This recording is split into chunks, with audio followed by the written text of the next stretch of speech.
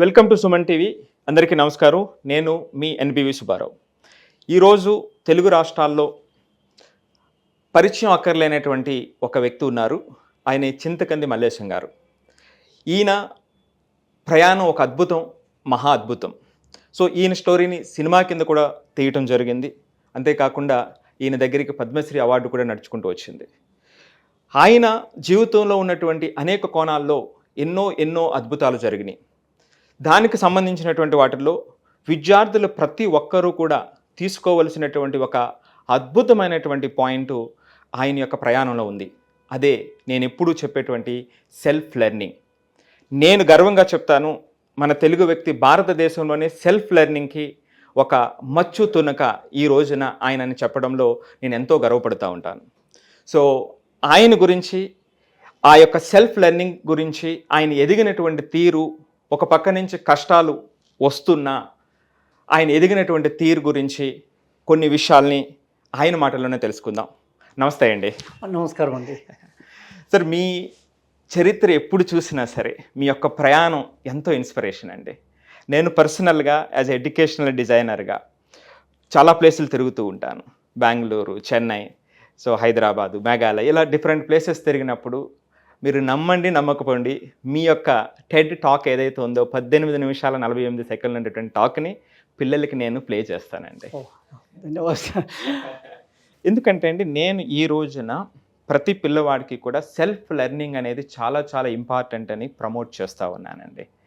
So ఆ సందర్భంలో ఎందుకంటే ఈ రోజున వ్యవస్థలో ఏ స్కిల్ అయినా సరే సర్వేలు చెబుతున్నాయి, 3.5 సంవత్సరాల నుంచి 5 సంవత్సరాల మధ్యలో పనికి రాకుండా అయిపోతాయి, కొత్త స్కిల్స్ వస్తూనే ఉండాలి అనేటువంటిది ప్రస్తుత సమాజంలో నడుస్తున్నటువంటిది అండి. సో ఈ సందర్భంలో నా దగ్గర ఏదో డిగ్రీ ఉంది అని అనుకుంటే మన జీవితం ముందుకెళ్ళదండి. సో కాబట్టి ఆ సెల్ఫ్ లెర్నింగ్ అనేది పిల్లవాడు ఈ రోజున నేను ఇంతవరకు నేర్చుకున్నాను, రాబోయే రోజుల్లో ఇంకొంత నేర్చుకోవాలి, ఈ రోజు నాకు తెలియకపోవచ్చు, నేను నేర్చుకుంటే రేపొద్దుట నేను ముందుకు వెళ్తాను అనేటువంటిది ప్రతి ఒక్కరికి ఆ మైండ్ సెట్ రావాలండి. అది చూస్తున్నటువంటి ప్రతి సందర్భంలో మీ యొక్క ఎగ్జాంపులే నాకు ఎంతో ఉత్సాహాన్ని ఇస్తుంది. అది అందరికీ కూడా చూపిస్తుంటే ప్రతి ఒక్కరికి కూడా కళ్ళు నీళ్ళు చెమరుస్తాయండి మీ టాక్ అది. సో అందరూ కూడా ఓన్ చేసుకుంటారు. చూసిన ప్రతి ఒక్కరు కూడా పిల్లలు అది అయిపోయిన తర్వాత వచ్చి మార్పు చెందిన పిల్లలు అనేక మంది ఉన్నారండి. సో గ్రేట్ అండి, మీ జర్నీ గ్రేట్ అండి. సో ఆ జర్నీకి సంబంధించండి కొన్ని ఇంపార్టెంట్ పాయింట్స్ మనకి అంటే పిల్లలు అర్థం చేసుకోవడానికి. నా యొక్క మొదటి ప్రశ్న ఏమిటంటే అండి, మీరు చిన్నప్పుడు 7th వరకు చదువుకున్నారు, తల్లిదండ్రుల కష్టాలు, ఆర్థిక పరిస్థితి అవన్నీ చూసిన తర్వాత పేరెంట్స్కి సహాయపడాలని పగలంతా పేరెంట్స్కి సహాయపడుతూ రాత్రులు చదువుకుంటూ 10th క్లాస్ ఎగ్జామ్ రాశారు. 2 సార్లు ఫెయిల్ అయినప్పటికీ 3వ అటెంప్ట్లో ఉత్తీర్ణత సాధించినటువంటి మీ దగ్గరికి ఎన్నో అవార్డులు వచ్చినాయి, ఎన్నెన్నో అవార్డులు వచ్చినాయి. పద్మశ్రీ మీ దగ్గరికి వచ్చింది, నరేంద్ర మోడీ గారి దగ్గర నుంచి అమేజింగ్ ఇండియన్స్ అవార్డు అందుకున్నారు.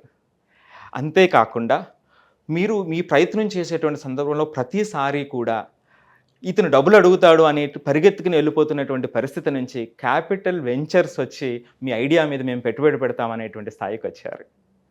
అవన్నీ ఒక ఎత్తు అయితే ఐఏఎం లాంటి వాళ్ళు పెట్టేటువంటి సెషన్స్లో మీ భావాలను పంచుకోవటానికి పిలిచినటువంటి అద్భుతమైనటువంటి క్షణాలండి, ఎంతో అద్భుతం అండి. సో ఈ కోవలోనండి మొట్టమొదటిగా అసలు మనకి హ్యాండ్లూమ్ అండి. ఆ రోజు పోచంపల్లి శారీస్ చేసేటువంటి క్రమంలో మీ అమ్మగారు కష్టం, ఆ ఆసుని ఒక పక్క నుంచి ఇంకొక పక్కకి 18,000 సార్లు తిప్పడంలో వచ్చినటువంటి ఆరోగ్య సమస్యలు, మాయమ్మే కాదు ఎంతోమంది నా కమ్యూనిటీలో అమ్మలు కష్టపడుతున్నారు, వీళ్ళకి ఏదో చెయ్యాలి అని వచ్చినటువంటి ఆలోచన, ఆ ఆలోచన దగ్గర నుంచి మీరు సాధించినటువంటి ఆ మెకానికల్ లూమ్ ఏదైతే ఉందో, ఆ యంత్రం ఏదైతే ఉందో, అక్కడ ఎన్నో కష్టాలు పడ్డారు సార్. సో అది ఎలా ఆ జర్నీ జరిగింది? సో ముఖ్యంగా ఏంటంటే ఆంధ్రప్రదేశ్, తెలంగాణ కావచ్చు, ఇక్కడ అంటే ఈ 2 రాష్ట్రాల్లోని చేనేతలు ఉన్నాయి. అయితే ఒక్కొక్క ప్రాంతంలో ఒక్కొక్క రకమైన చేనేత వస్త్రాలు తయారు చేస్తారు. అందులో మేము పోచంపల్లి నల్గొండ వాసిని కాబట్టి మాకు పోచంపల్లి ముఖ్య కేంద్రం అది. అక్కడ ఇక్కత్ సారీస్ బాగా చేస్తారన్నమాట.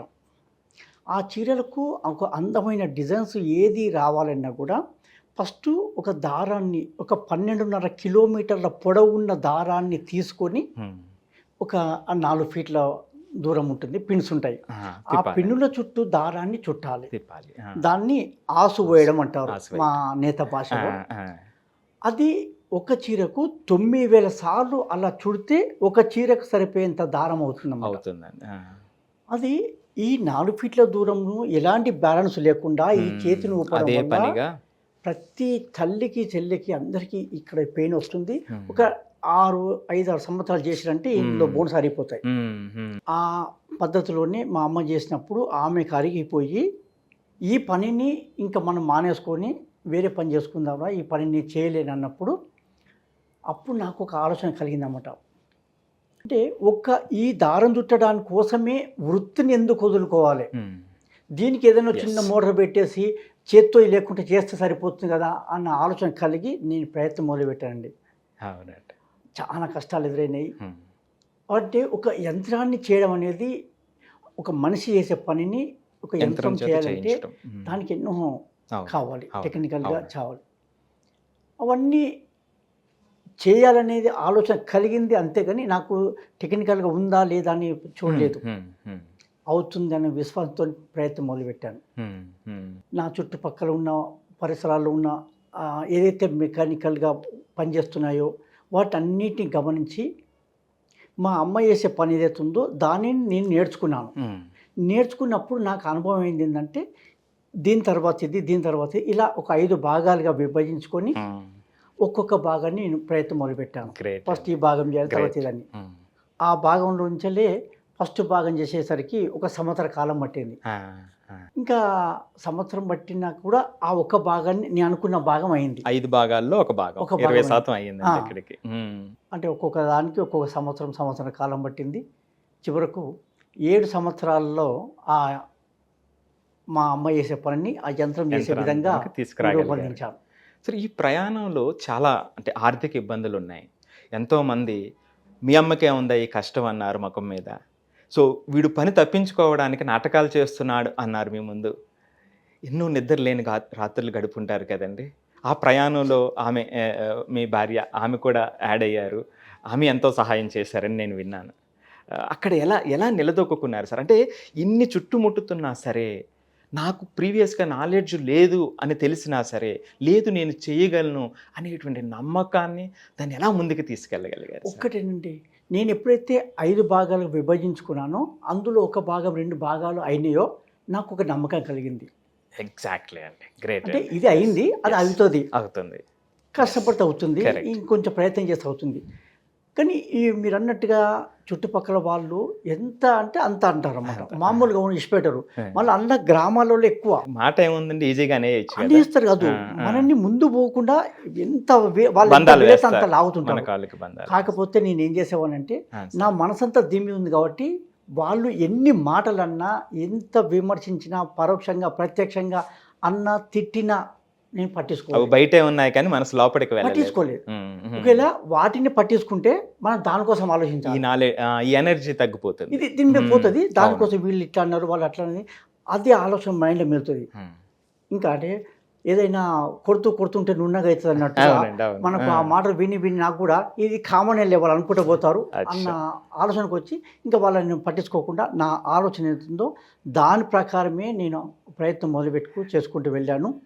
దాంట్లో మీరు అన్నట్టు నేను 2 భాగాలు అయిన తర్వాత మా కుటుంబంలో మా నాన్న కూడా అన్నాడన్నమాట, అరే మనకెందుకు ఈ బాధ ఎందుకు, ఇప్పుడు లోకంలో అందరూ చేస్తున్నారు, మనకు వీలైతే చేసుకుందాం, లేకపోతే మానేసుకుంటే ఎందుకు మనం ఇంత బాధపడాల్సిందా, ఈ కుటుంబం నన్ను ఇవన్నీ ఎందుకు, మనం మానేసుకుందాం అన్నాడు.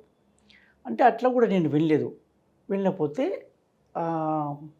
ఇంకా మా నాన్న ఏం చేశాడంటే వేరే వాళ్ళందరూ పిలిచి, పెద్ద మనుషులను పిలిచేసి, వీడు చెప్తుంటలేడు, మిషన్ తయారు చేస్తాను తిరుగుతున్నాడు, మనకు మనలాంటి వాళ్ళ నుంచి అయ్యే పని కాదు, వీడు ఒక పెద్ద చదువుకోలేదు, అయినా ఒక మిషన్ కోసం అది అవుతుందో కాదో తెలియదు, దానికోసం ఎక్కడైనా చూసి ఉంటే దాన్ని చేయడానికి ప్రయత్నించవచ్చు, కానీ ఎక్కడ లేకుండా వీడి కొత్తగా అంటే ఇది నష్టపోతున్నాం.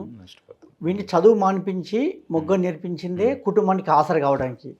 అలాంటిది కుటుంబం పని చేయకుండా అయిపోయిండు, ఇటు నష్టం వస్తుంది, దానివల్ల వీడు చెప్తుంటలేడు అని చెప్పి వాళ్ళు చెప్తే వాళ్ళందరూ కలిసి మా నాన్నకు సలహా ఇచ్చారు అన్నమాట.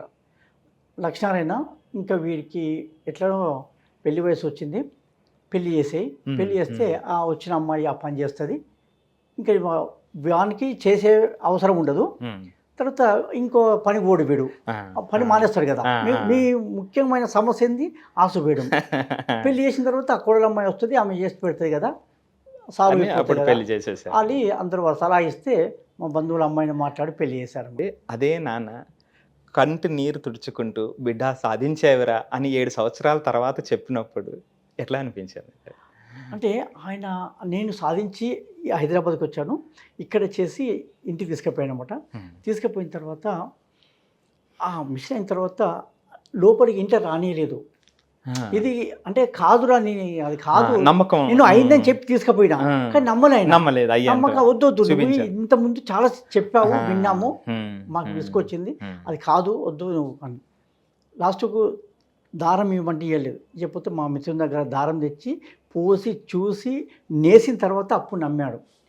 ఇంకా ఆయన కూడా అంటే అనిపిస్తాయి కదా ఇవన్నీ. నేను వాడిని అన్నాను, అంటే సరే ఇప్పుడు నేను ఒక తండ్రిగా ఉన్నాను కాబట్టి ఏ తండ్రి అయినా అంటే చెడిపోతుంటే అనిపిస్తుంది కదా. అట్లా అనిపించి మన పరిస్థితులు వేరు, మన కథ వేరు, మనం ఒక యంత్రాన్ని చేయడం, సాహసం చేయడం కష్టం అని ఆయన ఆ కోణంకి ఆలోచించుంటాడు, అందుకన్నాడు. కాకపోతే తన దగ్గరకు వచ్చి బాధపడ్డాడు అనమాట. అంటే నేను ఇన్ని అన్నా అయినా కూడా వాడు సాధించాడు అని. ఇక్కడండి ఈ సందర్భంలో అంటే పిల్లలంతా కూడా అంటే మీది పాఠంకి కూడా వచ్చింది 12th క్లాస్లో తెలంగాణ బోర్డులో, అందరూ నేర్చుకోవాల్సినటువంటి అద్భుతమైన పాయింట్ అండి, నమ్ముకున్న లక్ష్యం కోసం ఏది ఎదురైనా సరే పట్టించుకోకూడదు, ముందుకు వెళ్ళటమే, తప్పును తెలుసుకొని. రెండో పాయింట్ అండి, మీరు చెప్పారు మీ పనిని 5 భాగాలు ఉన్నటువంటి దాన్ని పనిని మొత్తాన్ని 5 భాగాలుగా చేసుకున్నాను అని. 2 భాగాలు పూర్తయింది. ప్రతి పిల్లలు నేర్చుకోవాల్సిందండి ఇది. పెద్ద గమ్యాన్ని చూసి భయపడిపోయి దూరంగా వెళ్ళిపోతారు. మీరు ఎప్పుడైతే మొదటి గమ్యం దాటిన తర్వాత మీకు వచ్చిన లోపడొచ్చిన ఎనర్జీ రెండో దాన్ని దాటిన తర్వాత ఇంకొంచెం పెరిగింది. బయట వాళ్ళు ఎన్ని మాటలు అంటున్నా సరే లోపల మాత్రం దాన్ని ఎవ్వరూ ఆపలేకపోయారండి. సరే, ఇక్కడ ఈ ప్రయాణం నుంచి అండి ఆటోమేషన్ చేయాలి అంటే ఇప్పుడు ఈ ప్రయాణంతో మీరు 5 గంటలు జరగవలసినటువంటి పనిని 1.5 గంటకు పట్టుకొచ్చేసారు కదండి. ఎంతో మీ అమ్మగారి ముఖంలోనే కాదు, అందరి అమ్మల ముఖంలో ఒక చిరునవ్వు మీకు మరింత ఆనందాన్ని ఇచ్చి ఉంటుంది కదా, ఎనర్జీని ఇచ్చి ఉంటుంది కదా. నాకంటే ఒక రకంగా తృప్తి ఏంటంటే ఇప్పటికీ నాకు ఇన్ని గుర్తింపులు, సన్మానాలు, అవార్డ్స్ చాలా వచ్చాయి, పద్మశ్రీ వచ్చేది, అంతా బాగా. అన్నిటికంటే వాళ్ళందరి కష్టం తప్పి గ్రేట్. చాలా మంది తల్లు అంటే నేను ఆ మిషన్ బిగించేటప్పుడు వెళ్ళినప్పుడు అనేది ఉంటాను, బిడ్డ ఇది మిషన్ లేకపోతే నేను ఈ పనిని మానేసుకొని వెళ్ళేవాళ్ళని అని. ఇప్పుడు అంతా ఇది అనిపిస్తుంది. ఈరోజు ఆ యంత్రం లేకపోతే ఇండస్ట్రీ కష్టమే. అవును సార్, అది వాళ్ళు స్వయంగా చెప్తారు. ఈ 2 సంవత్సరాల లోపల నాకు వాళ్ళ తరపుకి వచ్చిన ఒక అంటే మంచి మాట ఏంటంటే, నన్ను తృప్తిపరిచేది ఏంటంటే, చాలామంది ఈ చేనేత వ్యవస్థలో పనిచేసుకుంటూ మా నాన్నలు చేశారు, మేము చేసాము, అందరు చేశాము, అందరికంటే మేము ఈ 5-6 సంవత్సరాలలో ఒక రకమైన అభివృద్ధి చెందాము. ఈ యంత్రం రావడం వల్ల మేము మగ్గాలు ఎక్కువ పెట్టుకున్నాము, అభివృద్ధి చెందాము. మీరు పడిన ప్రతి కష్టం, ప్రతి నిమిషం యొక్క కష్టం ప్రతి కుటుంబంలో వెలుగుని తీసుకొచ్చిందండి. అంటే మీ యొక్క ఆ స్ఫూర్తి, మీ యొక్క ఇంటెన్షన్, ఆ రైట్ ఇంటెన్షన్ ప్రతి ఇళ్ళల్లో కూడా వెలుగుని తీసుకొచ్చింది. గ్రేట్ అండి. సరే, అక్కడ తర్వాత అండి అది వచ్చిన తర్వాత మాన్యువల్ లూమ్కి తీసుకొచ్చిన తర్వాత, లక్ష్మీ ఆసు యంత్రం తీసుకొచ్చిన తర్వాత అండి అక్కడతో మీరు సాటిస్ఫై అవ్వాల, ఆటోమేషన్ చేయాలి. కానీ చేయాలనుకునేటప్పుడు ఎలక్ట్రానిక్స్ నాలెడ్జ్ లేదు. పోనీ ఎలక్ట్రానిక్స్ నాలెడ్జ్ గురించి ఇవన్నీ లోతుగా తెలుసుకుందామంటే ఏ బుక్స్ తెలుగులో లేవు, అన్నీ ఇంగ్లీష్లోనే ఉన్నాయి. ఇంగ్లీష్ రాదు, కోటికి వెళ్ళారు, బుక్స్ కొనుక్కున్నారు, ముందు ఇంగ్లీష్ బుక్స్ కొనుక్కున్నారు, ఇంగ్లీష్ నేర్చుకోవాలనుకున్నారు, అక్కడి నుంచి ఎలక్ట్రానిక్స్ బుక్స్ కొనుక్కున్నారు, లోతుగా వెళ్ళారు. అసలు అది ఎలా సార్? అదే అంటే అంటే ఆలోచన రావటం అయితే ఒకటి, అది నిజంగా అవసరం మనిషి ఏదైనా చేపిస్తుందండి. ఆ అవసరం ఉంటే ఏదైనా చేస్తాం. ఒకటి ఏంటంటే ఆ అవసరం ఎందుకు వచ్చిందంటే, నేను 2005 వరకు 2000 సంవత్సరం స్టార్ట్ చేశాను. 2005 వరకు నేను చేసిన మొట్టమొదటి మెకానికల్ ఆసు యంత్రం నడుస్తుంది. అక్కడ ఏమైందంటే 2005లో మార్కెట్లో మొత్తం స్టీల్ రేటు 100% పెరిగిపోయింది. పెరిగినప్పుడు నేను ఆ మిషన్ రేటు అప్పుడు 12,500 రూపాయలకు అమ్ముతున్నాను. అది 25,000 రూపాయలకు అమ్మవలసిన పరిస్థితి వచ్చింది. భారం అవుతుంది. అది ఎవరు తీసుకోవట్లేదు. అన్న నేను కుటుంబానికి అంటే భారం అవుతుంది. మన చేనేతలో అవును సార్. పని దొరికే కష్టము, అవును. ఇంత అమౌంట్ పెట్టి తీసుకొని మేము పని చేసుకొని బతకలేము అని ఆపేశారన్నమాట. ఎవరు తీసుకోవడం లేదు. అప్పుడు నాకు ఆలోచన కలిగిందన్నమాట, తీసుకోవట్లేదు కదా, ఎక్కడ మరి ఏం చేస్తే తీసుకుంటారు అనుకున్నాను. వీళ్ళందరి చేత ఎక్కువ వేటిపించి కొనిపించడం కంటే మనమే మళ్ళీ ఏమైనా ఆలోచన చేసి తగ్గిస్తే బాగుంటుంది అన్న ఆలోచన కలిగింది. అది ఎట్లా అని అంటే నా పరిధిలో సరిపోలేదు. నా మిత్రుడు తను అప్పటికి జాబ్ చేస్తున్నాడు అనమాట, ఇంజనీరింగ్ అయిపోయింది. ఆయన పిలిపించుకొని అన్న ఇది ఇట్లా ఉన్నది, దీన్ని మనం తగ్గించాలి, రేట్ తగ్గించాలంటే ఎట్లా బాగుంటుందని అని. ఆయన అంతా చూసిన తర్వాత అన్నాడన్నమాట, దీంట్లో తగ్గించడానికి పెద్దగా మార్పు రాకపోవచ్చు, కొంచెం ఒక 10% 20% వస్తుంది, అంతకన్నా ఎక్కువైతే రాదు, అయినా క్వాలిటీ చెడిపోతుంది, నువ్వు ఎలక్ట్రానిక్లో ఎందుకు ప్రయత్నం చేయకూడదు అన్నాడు. అంటే నాకు ఐడియా లేదు ఎలక్ట్రానిక్ అంటే, ఇంత పెద్ద మిషన్ చేసినావు, అది పెద్ద కష్టం ఉంది నీకు, కోటికి వెళ్ళని బుక్స్ వేసుకొని ఎలక్ట్రానిక్ బుక్స్ వేసుకొని స్టడీ చేయి, నీకు పెద్ద కష్టం కాదు అన్నాం. ఆ ఒక్క మాటతోటి మరుసటి రోజు కోటికి వచ్చేసి ఎలక్ట్రానిక్ కాంపోనెంట్స్ ఎన్ని ఉన్నాయో, ఏ కాంపోనెంట్ అని కూడా నాకు తెలియదు, ఎలక్ట్రానిక్ అన్ని ఎలక్ట్రానిక్ బుక్స్ అన్ని తీసుకొని చదవటం మొదలుపెట్టాను. ఒక డిక్షనరీ తీసుకొని వెళ్ళాను. ఇక అవన్నీ ఇంగ్లీష్లో ఉన్నాయి కదా, మనకు అంత మనం చదువుకుంది రెగ్యులర్గా స్కూల్కి వెళ్ళింది 6వ తరగతి, 7 ప్రైవేటు 10th ప్రైవేటు. అయితే అక్కడికి వచ్చిన కదా ఇంకా ఏం అర్థమవుతలేదు, అయినా ఆగలేదు.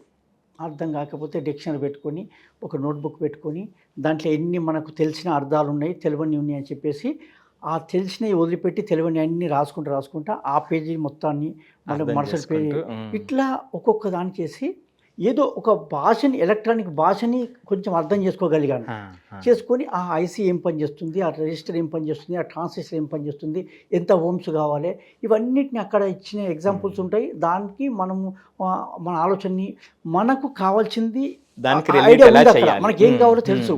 ఇక్కడ దీన్ని చదువుతున్నప్పుడల్లా ఇది ఎక్కడ వస్తుంది, దీని గురించి ఎక్కువ చదవాలి, ఇది ఎక్కడ వస్తుంది, దీని గురించి ఎక్కువ చదవాలి, ఇట్లా నాకు కావాల్సిన మాట అన్నిటి గురించి ఎక్కువ చదివి ఒక చిన్నగా ఒక సర్క్యూట్ తయారు చేసుకొని 2 సంవత్సరాలు ఎలక్ట్రానిక్ మీద పనిచేసి 2007లో అదే 12,500 రూపాయలకు ఎలక్ట్రానిక్ ఆశ యంత్రాన్ని ఇవ్వడానికి ముందుకు వచ్చాను.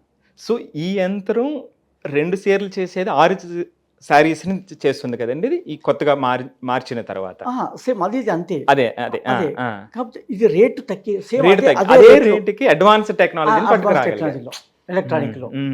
అప్పుడు ఏమైందంటే అందులో ఎలక్ట్రానిక్ చిన్న చిన్న కాంపోనెంట్స్ మైక్రోలో ఉంటాయి, అవన్నీ పని పెద్దగా చేస్తాయి, వ్యవస్థ చిన్నదిగా ఉంటుంది. దాంతో ఏముంది మళ్ళీ అదే రేటుకు ఎక్కువ ప్రొడక్టివిటీని తీసుకురాగలిగారు. మళ్ళీ నేను ప్రకటించాను అన్నమాట, మునుపటి ధరకే ఆశ యంత్రం అని. ఇంకా మళ్ళీ అందరూ ఆర్డర్ ఇవ్వడం చేయడం. సో ఇది ఉదయం అంతా మీ పని చేసుకుంటూ రాత్రులు దీని గురించి నాలెడ్జ్ సంపాదించుకుంటూ చేసిన ప్రయాణం అండి. మరలా ఇక్కడతో కూడా మీరు సాటిస్ఫై అవ్వలేదు కదండి, కంప్యూటర్ డిజైనింగ్ యాడ్ చేయాలి, దీనికి ఆటోమేటిక్ డిజైనింగ్ రావాలి, నెంబర్ ఆఫ్ డిజైన్స్ మనకు కావాలి, ఈ టెక్నాలజీని మనం ఎందుకు అడాప్ట్ చేసుకోకూడదు అనుకొని కంప్యూటర్ ప్రోగ్రామింగ్ నేర్చుకోవటం, టాప్ ప్రొఫెషనల్ కాలేజెస్లో చదివిన వాళ్ళకి ధీటుగా ప్రోగ్రామ్స్ రాసి ఆ డిజైనింగ్ని మీ యంత్రానికి అన్వయించడం అనేటువంటి జర్నీ ఒక్కసారి దాని గురించి అండి. అది కూడా దానికి అది రావడానికి కూడా అది ఎందుకు చేయాలనే ఆలోచన ఎందుకు కలిగిందంటే, నేను ఒకసారి బెంగళూరుకు ఈ ఆశ యంత్రాలు తీసుకొని ఇండస్ట్రియల్ ఎగ్జిబిషన్లో పార్టిసిపేట్ అయ్యాను అనమాట. అక్కడ పోయిన తర్వాత ఇది దేనికి ఉపయోగపడుతుంది ఈ మిషన్ అంటే, ఇట్లా పోచంపల్లి చీరలు దానికోసం అంటే, అక్కడ వచ్చిన వాళ్ళు ఏమన్నారంటే, మీ పోచంపల్లి చీరలు ఎప్పుడు ఒకటే రకమైన డిజైన్స్ ఉంటాయి కదా అన్నారు, ఎందుకు మార్పు రావద్దు దీంట్లో అన్నారు. నిజంగా నాకు అప్పటిదాకా కూడా నాకు ఆలోచన రాలేదు. ఏదో మిషన్ చేశానంటే చేశాను, ఆ ఉన్న పనిని తగ్గించడానికి చేశాను, నడుస్తుంది. కానీ ఈ ఆలోచన ఎందుకు రాలేదు నాకు అనిపించి, కరెక్ట్ ఇది ఈ నిజమైన పాయింట్ ఇది అనిపించింది. అంటే ఇక్కడ మార్పు చేయడం వల్ల డిజైన్లు మార్పు వస్తాయి, డిజైన్లు మార్పు రావడం వల్ల మార్కెట్ పెరుగుతుంది, అందరికీ పని దొరుకుతుంది. ఏది మార్పు జరగాలన్నా ఈ ఆశపోసే విధానంలో మార్పు జరగాలి అని చెప్పేసి అక్కడ దీంట్లో మార్పు చేయాలంటే ఏం చేయాలంటే, మళ్ళీ నేను అంటే ఫస్ట్ మిషన్లో పాసిబుల్ లేదు, రెండో మిషన్లో చూశాను దాంట్లో రావట్లేదు, మళ్ళీ ఆ మిత్రుని అడిగాను, ఇది ఇట్లా కావాలి, నాకు ఈ పద్ధతి కావాలి, ఎట్లా పాసిబుల్ అంటే ఆయన అన్నాడు, ప్లస్ దీంట్లో రాదు, ఇవన్నీ లాజిక్ ఐసులు మామూలుగా నీకు చూపిస్తుంది కానీ ఆ మెమరీ ఉండదు అందులో, అది చేయదు. నువ్వు ప్రోగ్రామింగ్ నేర్చుకో, ప్రోగ్రామింగ్ నేర్చుకుంటే ఎట్లా అంటే అట్లా రాయొచ్చు అన్నాడు. ప్రోగ్రామింగ్ ఎట్లా అంటే కంప్యూటర్ కొనుక్కో, దానికి ఒక ప్రోగ్రామింగ్ ఉంటుంది, ఆ భాష ఉంటుంది, ఆ భాష నేర్చుకొని నువ్వు రాయగలిగితే అంటే ఇంకా కొత్త ప్రయాణం మొదలు పెట్టారు. మళ్ళీ ఇంట్రెస్ట్ కొత్త అంటే ఒక ఛాలెంజ్ సాధించాలంటే బాగా ఇష్టపడతాను. అది కొత్తగా ఇంత కఠినంగా ఉందంటే దానికోసం ఎక్కువ ఎఫర్ట్ పెట్టి ఇంకా ఎక్కువ ఎఫర్ట్ పెడతారు. ఎగ్జాక్ట్లీ అండి, that's what we need today అండి. పిల్లలందరికీ కూడా మీ ప్రయాణంలో అవేనండి అద్భుతమైనటువంటివి, ఎంతోమంది కుటుంబాల్లో వెలుగుని పట్టుకొచ్చారు. అలాగే ఈ పిల్లలు కూడా అర్థం చేసుకుంటే, ఇప్పుడు మీరు ప్రతి ప్రయాణం కూడా ఛాలెంజ్ని తీసుకున్నారు. ఇప్పుడు ఇంగ్లీష్ లాంగ్వేజ్ రాదు సార్, కానీ దాన్ని నేర్చుకోవాలంటే ఎంతో పేషెన్స్ కావాలి. సో ఆ ఓర్పు, ఆ ఎనర్జీ మీ నుంచి వచ్చినటువంటిది ఏదో ఒక అద్భుతమైనటువంటి శక్తి అండి. అయితే ఇప్పుడు నాకు ఇంగ్లీష్ రాదు, నేను అంటే ఇప్పుడు నా ప్రయత్నం ఏంది, నేను ఎలక్ట్రానిక్లకు వెళ్ళాలి, దాన్ని అర్థం చేసుకోవాలి, నాకు అంతవరకు కావాలి, నాకు అంతవరకు కావాలి. కాబట్టి నేను ఇంగ్లీషు డక్షన్ చూసుకొని ఇక్కడ మాట్లాడవలసిన పని లేదు. నాకు స్లోగా దాన్ని అర్థం చేసుకునే కెపాసిటీ నాకు దొరికితే చాలు. ఎంత అవసరం ఉంది మనకి. ఇది ఒకటి మంచి పాయింట్ అండి. నేను ఇప్పటికి కూడా చాలా నేర్చుకుంటుంటాను. అంటే ఇప్పుడు ఆటో క్యాడ్ చేస్తాను, సాలిడ్ వర్క్స్ చేస్తాను, 3D ప్రింటర్ చేస్తాను, ఇవన్నిట్లో నాది. నేను ఏం చేస్తాను, ఇప్పుడు ఒక ఎగ్జాంపుల్ చెప్తాను. ఒక ఆటో క్యాడ్ ఉందండి, ఆటో క్యాడ్లో ఒక 100 రకాల టూల్స్ ఉంటాయి. నేను నా డ్రాయింగ్స్ చేయడానికి ఎంత కావాలో అంత వాటికి నేను పూర్తిగా నేర్చుకుంటాను, వాటితో చేస్తాను. ఆ 100 నేర్చుకున్నాక నేను చేస్తాను అనుకోను, నాకు కావాల్సినాక నేర్చుకుంటాను, నా పని చేసుకుంటాను. ఇంకా ఎక్కువ అవసరం అయితే ఇంకా 2 నేర్చుకుంటాను, తర్వాత నేర్చుకుంటాను. కానీ 100 నేర్చుకొని 5 ఉపయోగించను, 5 నేర్చుకుని 100% చేస్తాను. అట్లా మనకు కావాల్సిన కాడ నేర్చుకుంటే టైం వేస్ట్ కాదు, అంటే బ్రెయిన్ ఎక్కువ స్టోరేజ్ కాదు. మనకు కావాల్సిన దాని మీద ఎప్పుడైతే మనకు కావాల్సిన దాని కోసం నేర్చుకోవడం మొదలు పెడతామో ఎక్కువ శ్రద్ధ పెడతాం, మనసు పెడతాము, నేర్చుకోవడానికి ప్రయత్నిస్తాం, అన్నీ జరుగుతాయి. ఆ రకంగా నేను ప్రతి దాంట్లో ఇప్పటికీ అట్నే చేస్తుంటాను అనమాట. ఆ విధంగానే ఇప్పుడు చేసే ప్రోగ్రామ్స్ అన్నీ. అయితే ఆ ప్రోగ్రామింగ్లో కూడా నాకు అది అనిపించింది కాబట్టి ఆ లాంగ్వేజ్ రాదు, మళ్ళీ కోటికి వచ్చేసి ఆ మైక్రో కంట్రోల్ బుక్స్ తీసుకొని ఒక లర్నింగ్ కిట్ తీసుకొని ఐసీ తీసుకొని పోతే అది చూస్తే ఇంగ్లీష్ అన్న కొన్ని వర్డ్స్ మనం అప్పుడిప్పుడు వింటాం, అర్థమైంది. కానీ ఆ కోడింగ్ భాష నాకు ఒక్కటి కూడా తెలియదు, వినలేదు కూడా అప్పటి వరకు. అయినా సరే అది చేశాను, ఇది చేయగలను, అందులో ఉన్నాయి, దాన్ని చూసుకుంటే అది ఎట్లా పనిచేస్తుంది, నాకెందుకు పనిచేయదు. ఇప్పుడు ఎవరైనా మీరు కాలేజీకి వెళ్ళి చదువుకున్నా వాళ్ళు చెప్పిన దాన్ని మీరు విని ప్రాక్టికల్ చేస్తాడు, నేను నేర్చుకొని ప్రాక్టికల్ చేస్తాను, అంతే తేడా. నాకు కొంచెం కష్టం ఎక్కువ అవుతుంది, మీకు కొంచెం ఈజీగా అవుతుంది. వాళ్ళు వేరే వాళ్ళు సపోర్ట్ చేస్తున్నారు కాబట్టి. నేను ఎట్లంటే నేను నడుచుకుంటూ అన్ని చూసుకుంటూ వెళ్తాను, వాళ్ళు ఏంటంటే నేరుగా ఆడికే వెళ్తారు. కానీ నాకు ఎక్కువ నాలెడ్జ్ వస్తుంది అన్ని చూసుకుంటూ గమనించుకుంటూ వెళ్ళిన. మీ దాంట్లో ఏది అవసరం, దాని మీద స్పష్టత ఏమిటి అనేటువంటిది. అవును, అంతే కదండి ఈ ప్రయాణంలో. అద్భుతం సార్, అద్భుతం అండి మీ యొక్క ప్రయాణం. మీ ప్రయాణంలో ఎన్నో కోణాలు ఉన్నాయి. నేను ఇప్పుడు జస్ట్ ఒక్క పాయింట్, అంటే పిల్లలు ఏం నేర్చుకోగలరు అనేటువంటి దాన్ని మాత్రమే. సో బిజినెస్ పరంగా ఎలా తీసుకెళ్లారు, సో దాంట్లో వ్యాపార దృక్పథం కాకుండా ఎక్కువ మందికి హెల్ప్ ఎలా చేయాలి, ఇలా రకరకాల కోణాలు ఉన్నాయి. సో ఒక ఇన్నోవేషన్లోనే కాదు, ఒక మానవత్వంతో కానివ్వండి, బిజినెస్లో మానవత్వంతో కానివ్వండి, ఎన్నో రకాల కోణాలు మీ యొక్క చరిత్రలో ఉన్నాయండి. చాలా అద్భుతం అండి. ఇక్కడ నేను ప్రతి ఒక్కరికి చెప్పేటువంటిది, మల్లేశం గారి యొక్క కంప్లీట్ జర్నీలో మీరు ప్రతిదీ చూస్తే ఎక్కడికక్కడ ఛాలెంజెస్, దాని మీద మనకి ఏది అవసరమో, అంటే ఒక లైఫ్ లెసన్స్ ఉన్నాయండి ఇందులో. Believe in your dream and believe in your self అనే మొట్టమొదటి పాయింట్. ఆ డ్రీమ్ని ఆయన సొంతం చేసుకునేటువంటి విధానం, ఆ డ్రీమ్కి కావాల్సింది ఏమిటి, ఆ ప్రయాణం మొదలుపెట్టిన తర్వాత సహనం, ఎదురు దెబ్బలు తగిలినప్పటికీ కూడా ఆ సహనాన్ని ఏ విధంగా మనం తీసుకోవాలి, ఆ దెబ్బలు తగిలిన దగ్గర నుంచి ఎలా నేర్చుకుని ముందుకెళ్ళాలి అనేటువంటి అద్భుతమైనటువంటి పాయింట్స్ ఈ యొక్క జర్నీలో ఉన్నాయి. సో అలాంటి వ్యక్తి మన ముందు ఈరోజు ఉన్నారు. చాలా చాలా థ్యాంక్స్ అండి మీ విలువైన సమయాన్ని మాకు ఇచ్చినందుకు. అంతేకాకుండా ఎంతోమంది పిల్లలకి ఈ పాయింట్ ఆఫ్ వ్యూలో మీ యొక్క ప్రయాణాన్ని చూడడానికి మన యొక్క ఈ డిస్కషన్ ఖచ్చితంగా ఉపయోగపడుతుందని నమ్ముతున్నానండి. చాలా చాలా థ్యాంక్స్ అండి. థ్యాంక్ యూ అండి.